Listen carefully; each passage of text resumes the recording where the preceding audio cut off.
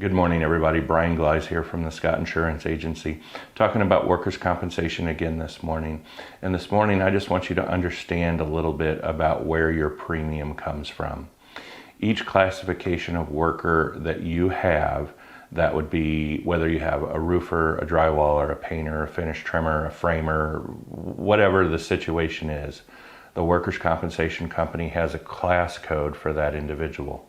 The class code is the price that the workers' compensation company is going to charge you per $100 of payroll that you pay that employee. So that's the primary way that they set it up.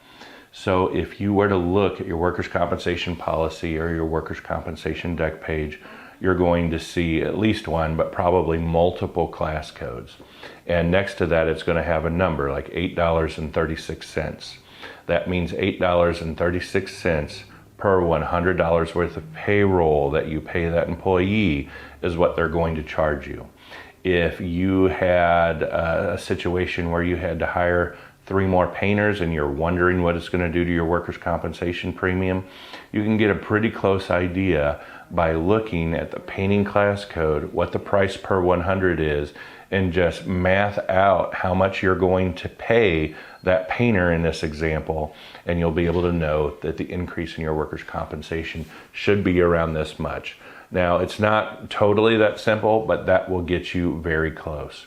So class codes are also what's used during the audit period. The audits on your workers' compensation, it is important for you to audit your audit because you can find money in that. If the classification has changed, we can figure out why the classification has changed and if it's correct. If you ever have a question about why is my person here, talk to your agent about it. And when I say here, I mean what class code they're in. Talk to your agent about it, have them question it, just make sure it is the right classification. The classification game is what you have to play in order to wring the benefits out of your workers' compensation. We want to make sure that someone isn't classed wrong. Now that knife cuts both ways. If you had a roofer classed as a painter, at audit time, you're going to get an audit premium. They're going to charge you more. But if it was vice versa, you can get a refund. So we want to make sure your class codes are correct. We kind of live and die by that. We're going to do a separate video on audits and experience modification factors. But that's it, guys.